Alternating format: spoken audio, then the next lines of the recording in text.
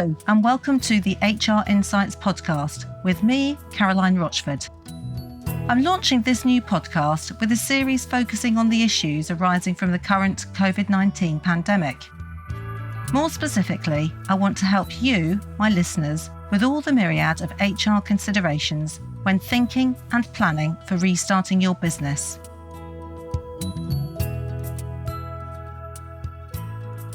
Hello, and welcome to the HR Insights podcast with me, Caroline Rochford. In this podcast, we're going to be thinking about the flexible furlough scheme and the considerations for business recovery and reopening the workplace. Specifically, I will be answering the following questions. What do you need to know about the changes to the furlough scheme, and in particular the details around staff being brought back part-time? What do you need to start thinking about? And what records do you need to keep? And secondly, what health and safety measures do you need to take in order to ensure the workplace is sufficiently safe?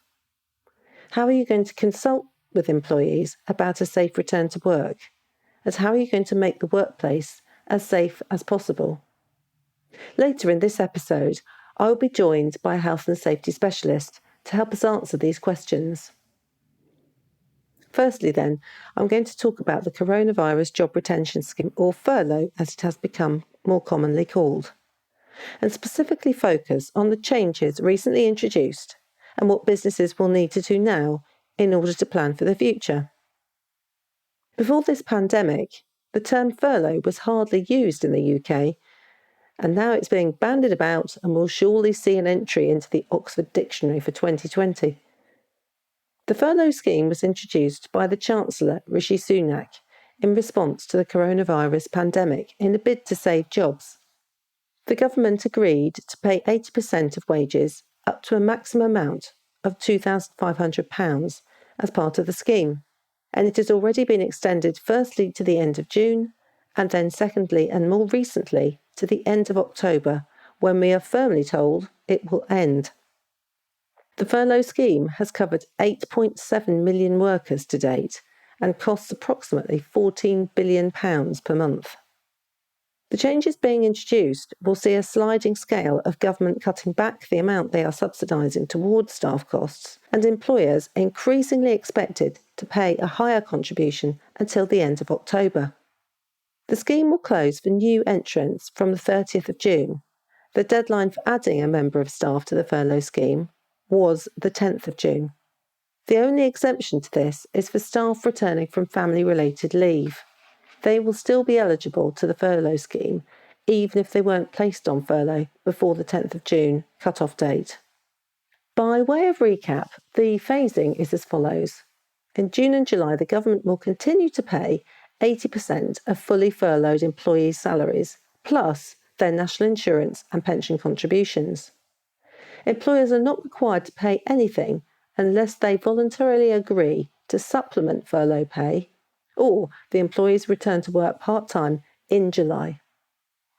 In August, the government will continue to pay 80% of furloughed employees' salaries, up to a cap of £2,500 per month. Employers will now have to pay national insurance and pension contributions, regardless of whether employees are working part-time or not. Employers will also pay for any part-time hours worked.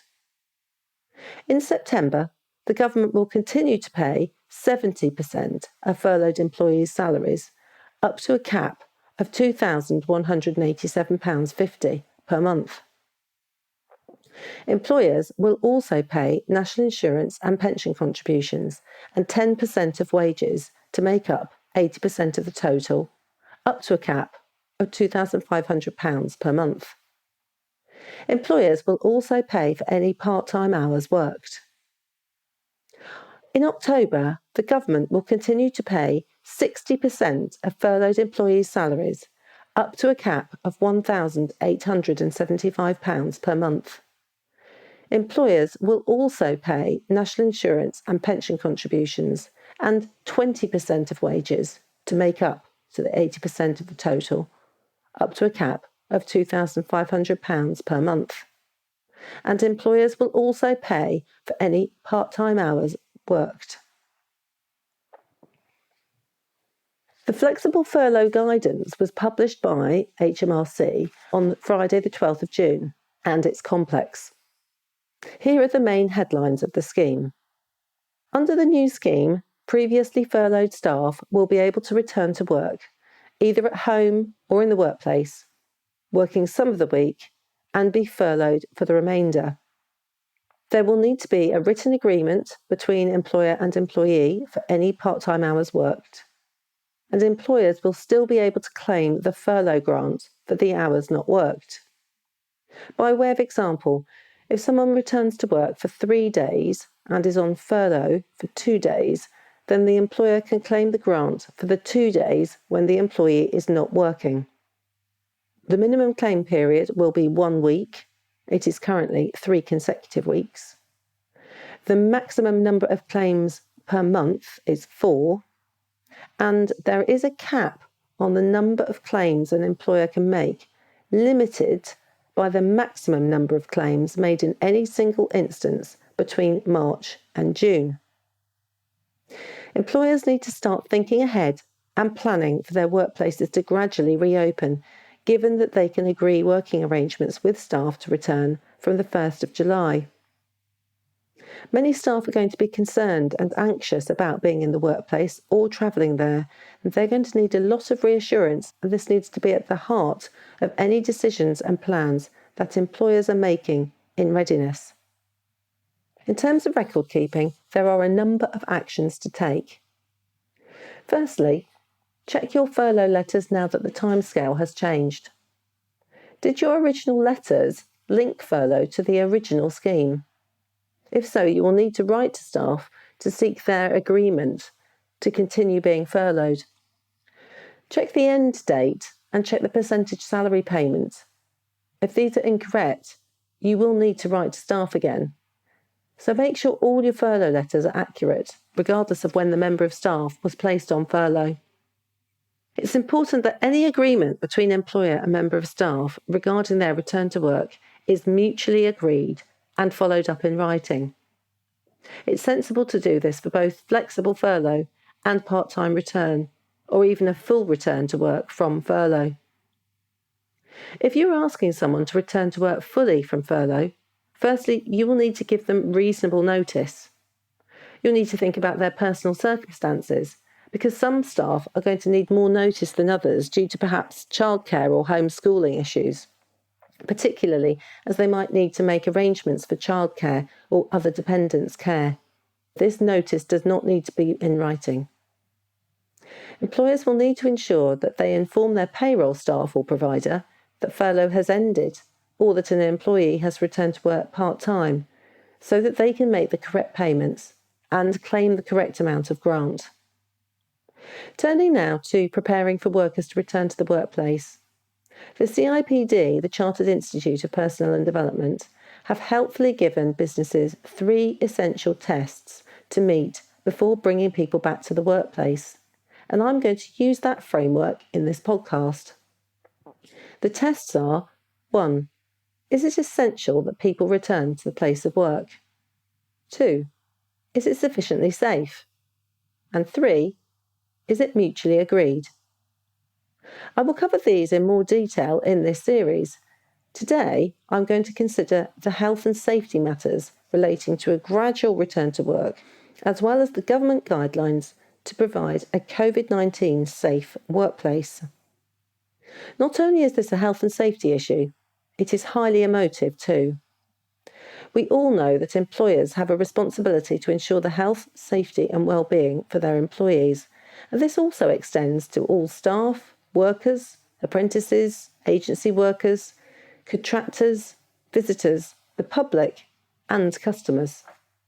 The breach of health and safety is a criminal matter and at worst can lead to unlimited fines, not to mention the reputational damage it brings to an organisation. Coronavirus safety measures need to address the ways in which coronavirus can spread, which is either by being in close proximity to an infected individual, particularly through coughing and sneezing, or contact with contaminated surfaces. Employers need to manage this risk in the workplace, and today I'm going to touch on some of the issues you need to think about. And in podcast number 3 in this series, I'm going to focus much more on the practicalities when reopening your workplace, as well as the behavioural considerations of encouraging staff to stick to the new rules. Firstly, I recommend you using the government's COVID-19 Safe Workplace Guidance to help you work towards making the workplace sufficiently safe. There are different guidance documents for England, Wales, Scotland and Northern Ireland. Secondly, I recommend you complete a COVID-19 risk assessment and document your findings outlining all the risks you've identified and how you will reduce or remove these risks. This isn't about creating huge amounts of paperwork, but rather it's about identifying sensible measures to control the risks in your workplace. If you have less than 5 workers, you don't have to write this down. The Health and Safety Executive has guidance for businesses on how to manage risk and risk assessment at work, along with specific advice to working safely during the coronavirus outbreak. This will be an important document for you to consult with your staff about and to involve them so that when they return to work, you can share your findings and reassure them that you are doing all that you can to ensure their health, safety and well-being on their return to work. The risk assessment will also help you to identify any gradual return to work in order to safeguard staff. It might be, for example, that you are not able to provide any additional car parking spaces for staff, and therefore, rather than putting pressure on public transport, that you're restricted with those returning to work to those who can walk, cycle or drive to work, leaving those who use public transport to a later date. Perhaps you might decide to gradually phase people's return or introduce a phased start and finish times. There are many factors to consider, all of which need to be discussed with your staff. By adopting a phased return to work of your staff, it gives you an opportunity to test the health and safety measures that you're putting in place to ensure that they will work with larger numbers before encouraging more people to return to the workplace. Use the risk assessment to discuss with your staff their return to work, and if they are concerned about their return, explore alternative options with them, including them remaining on furlough. They need to feel reassured and comforted that their physical and mental health is at the forefront of your planning. Remember, is their role essential? Is it safe for them to return to work? And is their return mutually agreed? At the most basic level, all workplaces need to observe the government's social distancing guidance, and at the time of this recording, these are different across the UK. Staff who can work from home are expected to carry on doing so in phases 1 to 3 of the roadmaps. If you recognise trade unions and/or if you have a health and safety group, use them to help review the measures you're proposing to adopt. Keep them under review. By involving staff, they will feel encouraged that you are wanting to hear their feedback, and they will identify things that you probably won't have thought of. All key measures will continue to apply to minimise the spread of infection, including regular and effective hand washing, the provision of hand sanitizer. If your premises has been closed for a while, you should consider carrying out a deep clean before reopening. And depending on your work environment, you may need to consider providing additional personal protective equipment, PPE, including gloves, masks and hand gel. This may also involve training and briefing staff on their correct use, and I will cover all of this in the next 2 episodes.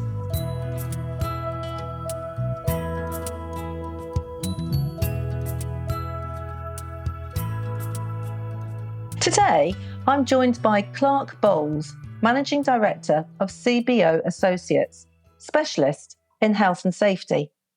Welcome, Clark. Hi, Caroline. Glad to be asked. Oh, it's great to have you. Thank you. And Clark, before we get into the questions, I know that there's something that you would personally like to share with our listeners. Yes, there is. I've actually found during the COVID-19 is that it's not just businesses that need to adapt. I've had to adapt as well. Now, I had a very serious speech impediment when I was young, and it's always there when I get stressed or if there's something that I'm unsure about. So I've had to change. I've had to adapt as well by looking at Zoom, using new forms of ways of communicating, and that's why I agreed to do this podcast. It will probably be my first and only ever podcast, but it's actually to give people that they shouldn't be afraid to step out of their comfort zone. And I know that during this kind of podcast, I'll not be as fluid as what I would normally be if I'm face to face, but people shouldn't be scared to actually be who they are. And I think that it's been a big learning curve for me, and I'm not afraid to put myself out there because I know that people don't judge me by my speech impairment. People judge me by what I can do for them in regard to supporting them for health and safety or any other of their support services that we offer. So thank you for giving me the opportunity here, Caroline. Thank you so much for sharing that, Clark. I think that's really valuable for a lot of people. Thank you.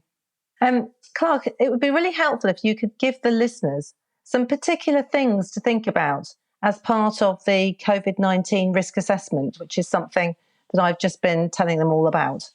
Yeah, not a problem at all. As we emerge from the lockdown, COVID-19 is here to stay, and we need to manage it like any other risk within our business. Now, the most important thing is to continue to follow the government's social distancing guidance in relation to your business. Now, I'm actually just about to give you a few aspects and areas where you would like to consider when you're looking to put a COVID-19 risk assessment together. Now, it's important to put a plan in place to monitor and support employees' physical and emotional well-being. Now, that's if they're at work or at home. It's also important as well before you commence any workplace operations. It's necessary to have all your PPE and your cleaning products, and that's including soap and water and hand sanitizer in place, and that must be available to every operator. It's also important to ensure that all people attending the premises are made aware of any additional new rules, such as changes to the induction process, any extra hand washing cleaning stations that are in place. There may also be changes to your fire evacuation procedures and your first aid measures as well. And you may also look to change the direction of travel within your workplace. Do not share any pens, any food, any crockery.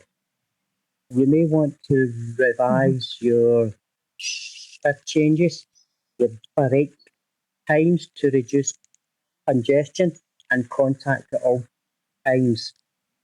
It's also important to arrangements must be in place to arrange for transportation of anyone from site who falls unwell. Only non-essential visitors will not be allowed on site. You may want to consider enhanced cleaning measures around welfare facilities as well. You may want to hold meetings outside or in a well-ventilated room, or as I have been doing, I've been making use of Zoom a lot these days. You want to identify employees who are at risk or family members that need to be shielded. More importantly as well, when you're actually conducting the risk assessment, it must be done in consultation with your employees.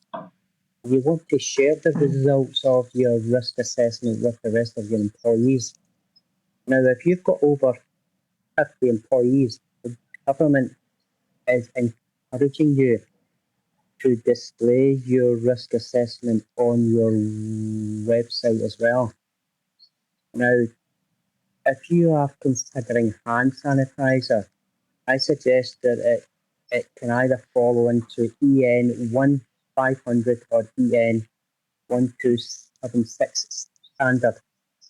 You get alcohol free hand sanitizer, which is non flammable and non toxic. But if you are going to get hand sanitizer with alcohol, make sure that it's got at least 60% content. It's also important to make sure that you've got a safety data sheet and a cost assessment report to go along with that. And I'll just leave you with one last thought. PPE.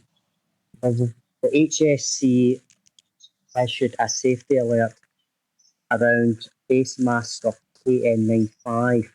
If they've not got a CE marking, do not use them, as they're not classed as an effective control measure in the workplace.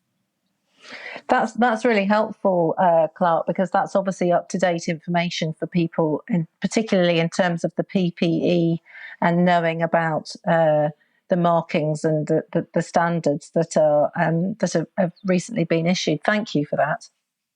What about travelling to work? Are there any particular things that staff should be informed about or be aware of? Yeah, I think that's actually a very important issue to address.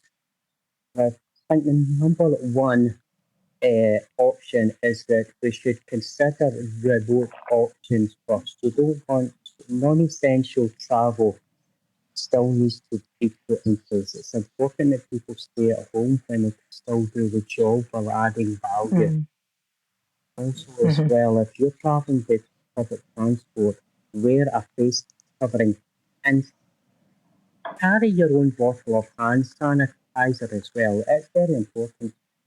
Employees are also encouraged to use their own private transport to get to work where possible. But I've actually seen myself as well, instead of using the car, I've been cycling to a few of my customers, and I've actually quite enjoyed that as well. Where you are actually sharing a car or a van with other operators, it's very important that you clean the inside of that vehicle on a regular basis.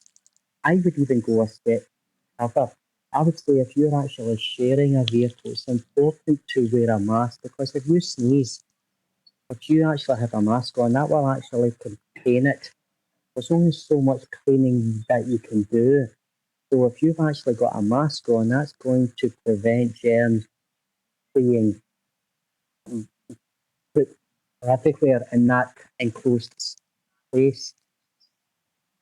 Three essential important factors that all staff must wash and sanitize their hands prior to entering the site or a place of work. It's very important that you still adhere to that.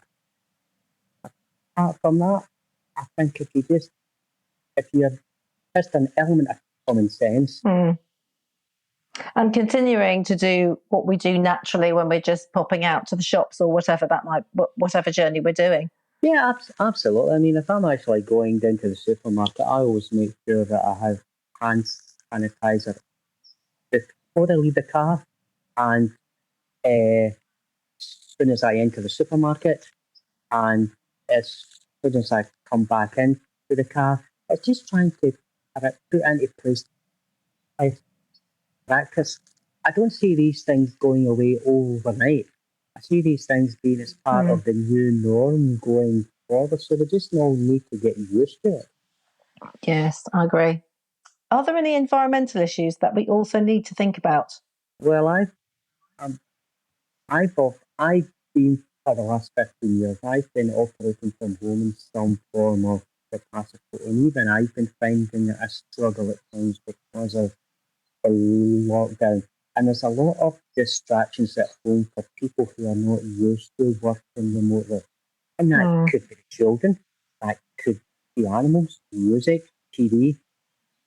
Even to try and find a quiet space at home to work it's hard to find if you don't have the space. So distractions at home can be a very important factor.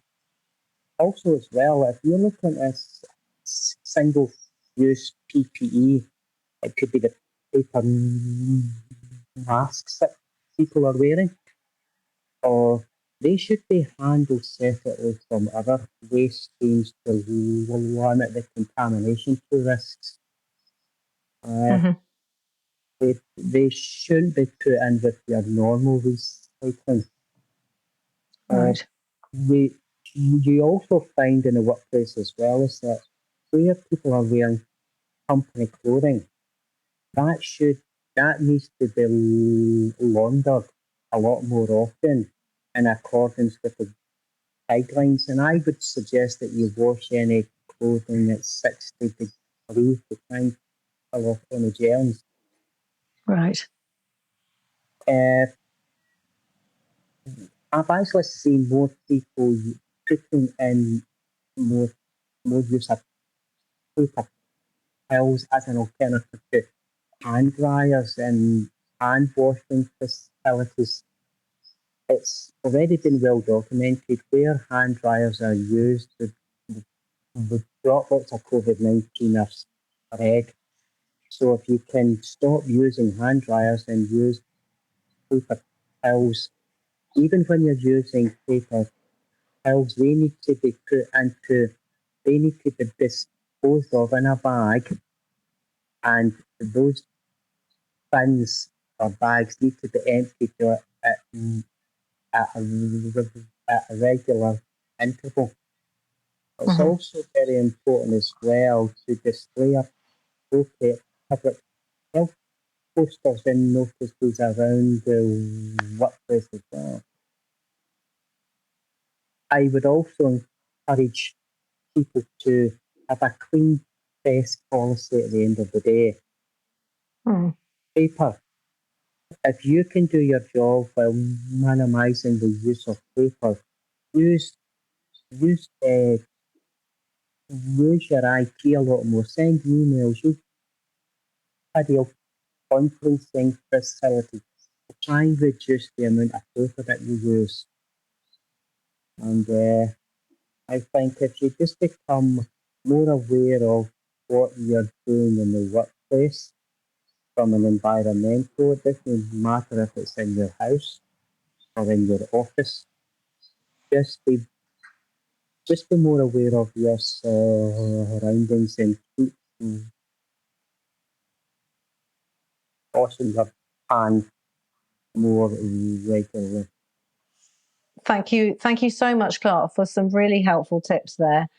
We obviously need to keep up to date. How can people contact you if they would like a bit more information? Yeah, if you actually contact me on my telephone number, which is 07543 497 98, or you can call me on Clark at cboassociates.co.uk, and an email. We would be more than happy to discuss what type of support you need. And also go to www.cboassociates and you can find out a little bit more of our services that we offer. That's really helpful. Excellent, thank you. If you would like further information on anything that we have covered on today's podcast, please contact me via my website or email me at info@carolinerochfordconsulting.co.uk. Any resources mentioned in today's podcast will be uploaded to my website. Just search for carolinerochfordconsulting.co.uk/podcast, where you will find recordings of these podcasts together with any referenced links or documents. Please join me next time when I'll be continuing this journey through the HR-related matters regarding the pandemic. In the meantime, continue to follow government and local guidelines, and please stay safe and well. Thank you for listening. Goodbye.